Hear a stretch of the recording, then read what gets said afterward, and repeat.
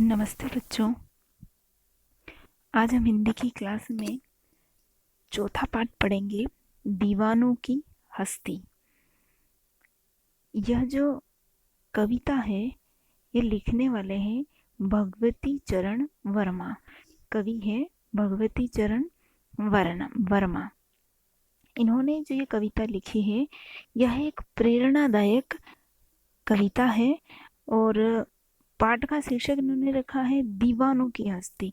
दीवानों की हस्ती अर्थात इसका मतलब यह है कि ऐसे व्यक्ति जो सिर्फ अपनी ही मौज में मस्त रहते हैं, जहाँ जाते हैं वहाँ खुशियाँ ही खुशियाँ दे जाते हैं, जहाँ भी जाते हैं खुशनुमा माहौल हो जाता है और सबको खुशियाँ देते हैं और खुद भी खुश रहते हैं और सबका अच्छा करते हैं। और उनके चले जाने पर लोगों को होता है कि नहीं बहुत अच्छे थे, उनके जाने से दुख हो गया है, इस प्रकार से। तो कवि ने यह प्रेरणा देने का प्रयास किया है कि मनुष्य को इनसे उनको जीवन में ऐसे गुणों को विकसित करना चाहिए जिससे हमारे जीवन में कोई परेशानी नहीं आए। तो ये कविता का पैराग्राफ है, उसमें हर पैराग्राफ में कुछ न कुछ प्रेरणा दी है, कुछ गुणों को विकसित करने के लिए कहा है जिससे हम हमारे जीवन में खुशियाँ पा सके। कवि इससे अपने मन के भावों को भी व्यक्त कर रहा है। कवि इससे अपने आप को भी जोड़ रहा है कि हम इस प्रकार के हैं। तो आइए हम पहला जो पद्य है वह पढ़ेंगे। हम दीवानों की क्या हस्ती है, आज यहाँ कल वहाँ चले, मस्ती का आलम साथ चला, हम धूल उड़ाते जहाँ चले। कि हम दीवानों की, कवि ऐसे लोगों के लिए भी कह रहा है और स्वयं के लिए कह रहा है कि हम दीवानों की क्या हस्ती है, कि हम जो हैं हमारी क्या हस्ती है, हम आज यहाँ है कल वहाँ है, मस्ती का आलम साथ में लेकर के, और हम सिर्फ पीछे धूल उड़ाते चल देते हैं। अर्थात हम एक जगह नहीं रहते, मस्त मौला हैं और सब जगह खुशियाँ बांटते चलते हैं, खुशनुमा माहौल बनाते चलते हैं और बहुत जितने भी खुशियाँ हैं उन खुशियों को हम बांटते चलते हैं। और हम दीवाने हैं, और हम दीवानों की क्या हस्ती है, हम एक जगह नहीं रुकते हैं, बस हम चलते जाते और पीछे पैरों के निशान छोड़ते जाते हैं, धूल उड़ाते जाते हैं। तो हम दीवानों की क्या हस्ती, हमारी क्या हस्ती है, हम तो आज यहाँ है कल वहाँ है और हर जगह हम क्या बांटते चलते हैं, मस्ती का आलम, मस्ती यानी खुशनुमा माहौल हम बांट चल रहे हैं और साथ में भी हम खुशियाँ ही लेके जा रहे हैं और पीछे भी हम खुशियाँ ही बांट रहे हैं। हम सिर्फ धूल उड़ाते जहाँ जा रहे हैं वहाँ चल रहे हैं। आए बनकर उल्लास अभी, आंसू बनकर बह चले अभी। कवि कह रहे हैं कि वो जहाँ भी जाते हैं वहाँ पर क्या दे देते हैं, खुशियाँ दे देते हैं, आनंद दे देते हैं, उल्लास देते हैं। उल्लास यानी आनंद, खुशी। जहाँ जाते हैं वहाँ क्या देते हैं, खुशियाँ दे देते हैं, उल्लास दे देते हैं। और जब आते हैं तब खुशियाँ देते हैं और जब चले जाते हैं वह चले अभी आंसू बनकर। और जब वह आगे बढ़ते हैं, जीवन रूपी राह में आगे बढ़ते जाते हैं, तब क्या होता है, पीछे वाले लोग जो हैं वह उनके लिए आंसू बहाते हैं, क्योंकि अच्छे होते हैं तो इसलिए उनके गुणों को सुनकर, उनके अच्छाइयों को सोच करके आंसू बहाते हैं। तो हम खुशियाँ लेकर आए हैं और आंसू बनकर पीछे दे देते हैं। सब कहते ही रह गए, अरे तुम कैसे आए और कहाँ चले। दुनिया में सब लोग ऐसे हैं, वो कहते ही रह गए, अरे आप अभी तो आए हैं, अभी कहाँ चल दिए। अर्थात उनके आने से माहौल इतना खुशनुमा हो गया है तो सब लोग कहते हैं कि अरे आप अभी तो आए हैं, अभी से कहाँ चल दिए। तो कवि यहाँ पर कह रहे हैं कि हमको ऐसा स्वभाव बनाना चाहिए जिसमें साथ रहने पर हम खुश रहें और जाने पर वह दुखी हो। यानी हमारे ऐसा नहीं है कि हमारे रहने और नहीं रहने से किसी के कोई फर्क नहीं पड़े। हमको ऐसा रखना चाहिए, ऐसा स्वभाव रखना चाहिए कि जब हम किसी के साथ में रहें तो वो हमसे बहुत खुश रहे और जब हम चले जाएं तो हमारे अच्छाइयों को सोच करके, हमारे अच्छे स्वभाव को सोच करके वो दुखी हुए और हमको याद करे। तो कवि कह रहे हैं कि हम आए थे खुशियाँ लेकर और जा रहे हैं तो दुख पीछे वाले लोग हमारे लिए आंसू बहा रहे हैं और कह रहे हैं, अरे आप अभी तो आए हैं, अभी कहाँ चल दिए, किस ओर चले यह मत पूछो, चलना है बस इसलिए चले।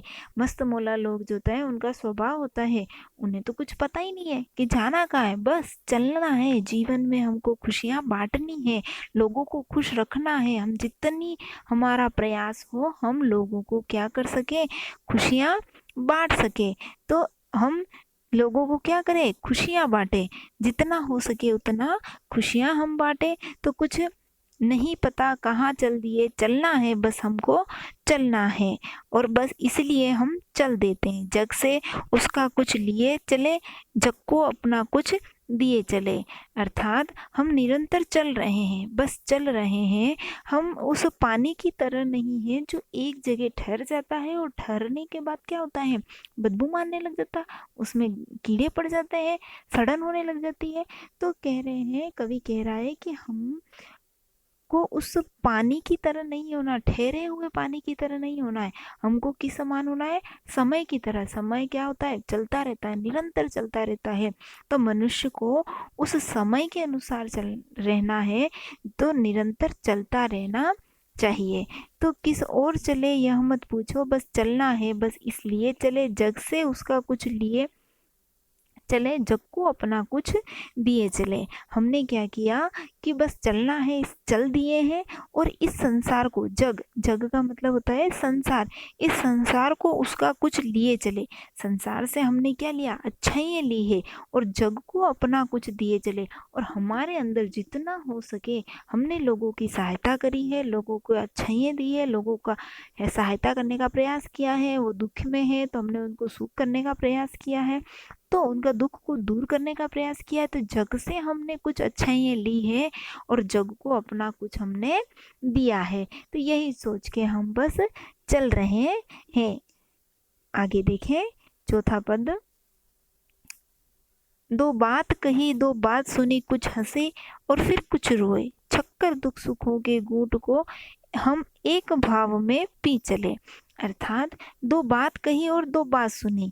इस संसार में जब हम चल रहे थे, जा रहे थे, तो हमने क्या किया, दो बात कही किसी को। अर्थात हमने प्रयास किया, कहीं कुछ गलत हो रहा है, कहीं कोई दुखी है, तो हमने दो बात अपने मन की कही है। अगर गलत हो रहा है तो हमने समझाने का प्रयास किया है। और दो बात हमने किसी की सुनी भी है, और कुछ हंसे हैं और फिर कुछ रोए हैं। और हमने कुछ को हमने प्रयास किया है कि कुछ हंसे हैं, हंसाने का प्रयास किया है, और फिर कुछ रोए भी है हमारे जाने पर। तो छक्कर सुख दुख के घूंटों को, और हमने क्या किया, कुछ खुशियां हमने बांटी है और कुछ खुशियां हम बांट नहीं पाए हैं। तो कवि कह रहे हैं कि छक्कर सुख दुख के घूंटों को हम एक भाव में चल दिए। अर्थात इस जीवन के खट्टे और मीठे अनुभव, कभी अच्छा हुआ कभी हमारे साथ बुरा हुआ, तो जीवन के ये खट्टे मीठे अनुभव थे, उनको हम साथ लेकर के हम आगे बढ़ते चले गए। हम ऐसा नहीं है कि जब बहुत हमारे जीवन में दुख आए तो हम निराश हो गए, और जब हमारे जीवन में अत्यधिक सुख आया तो हम अत्यधिक प्रसन्न हो गए। ऐसा नहीं है।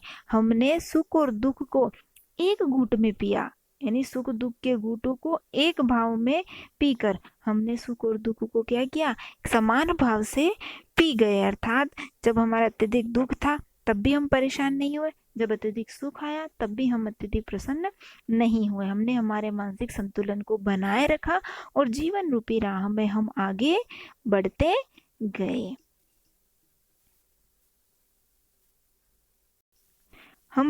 आगे देखें, हम भिखमंगों की दुनिया में स्वच्छंद लुटाकर प्यार चले, हम एक निशानी सी उड़ पर ले असफलता का भार चले। हम भीख मंगे, अर्थात यहाँ पर ये जो दुनिया है उसको, दुनिया को कवि ने क्या बोला, भीख मंगा। भीख मंगे यानी अब उनके पास कुछ है नहीं, भिखारी है जो मांगते रहते हैं, कंगाल हो चुकी है। ये दुनिया कैसी हो गई है, कंगाल हो गई है। किससे, कि इस दुनिया में प्यार से कंगाल हो गई है। यानी जीवन, इस संसार में प्यार की कमी हो गई है, भाईचारे की कमी हो गई है, लोगों में भावनाओं की कमी हो गई है। तो इस कंगाल जो दुनिया है जहाँ इन मूलभूत भावनाओं की कमी हो गई है, ऐसी इस दुनिया में हम, और क्या है, दुनिया जो है आज पैसे के पीछे भाग रही है। बस सबको अपनी दुनिया में ही जीना अच्छा लग रहा है, किसी को किसी से कुछ नहीं पड़ी, न तो किसी के दुख से मतलब है न सुख से मतलब है, बस सभी अपने जीवन में मस्त रहना चाहते हैं। पैसे के पीछे लोग भाग रहा है, और दुनिया, इतना पैसा होने के बावजूद भी ये दुनिया कैसी है, कंगाल है। किन की वजह से? दुनिया में न तो प्यार है, न भाईचारा है, न प्रेम है, न भावनाएं हैं, कुछ नहीं है।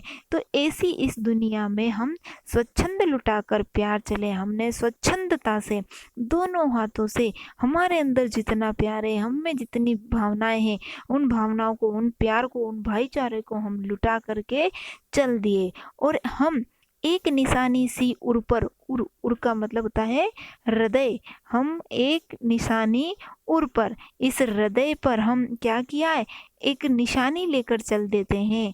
यानी हमने प्रयास किया है लोगों को अच्छा करने का, दुख को दूर करने का, लेकिन हम कभी कभी हम असफल भी हुए हैं, अर्थात बहुत से लोगों के दुखों को दूर हम नहीं कर पाए हैं।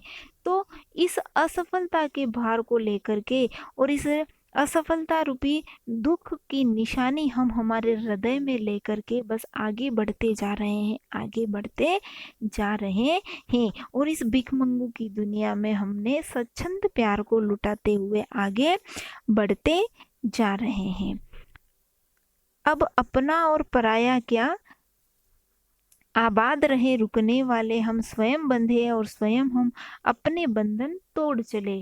कवि कह रहे हैं कि जब हमारे अंदर दूसरों को सुख देने की भावना हो जाती है, दूसरों का भला करने की भावना हो जाती है, तो हम, हमारे मन में अपना क्या और पराया क्या, दुनिया पूरी अपनी है, और मन में कैसी भावना आ जाती है, वसुधैव कुटुंबकम की भावना आ जाती है। अर्थात यह जो पूरा संसार है, यह जो वसुधा अर्थात यह जो पृथ्वी है, वह सब एक कुटुंब अर्थात परिवार, यह हमारा एक परिवार के समान है। तो अब यहाँ पर अपना क्या और पराया क्या, आबाद रहे रुकने वाले, जो पीछे हमारे रुक चुके हैं, जिनके मन में बुराइयां हैं, घृणा है, भाईचारा नहीं है, ऐसे लोग जो जीवन में पीछे छूट गए हैं, हम उनके लिए भी क्या कहते हैं, कवि उन लोगों के लिए भी मंगल कामना कर रहा है, उन लोगों के लिए भी कह रहा है कि उनके जीवन में भी खुशहाली आए, और बहुत जल्दी उनके जीवन में यह जो दुर्भावना है वह दूर हो जाए। हम स्वयं बंधे थे और स्वयं ही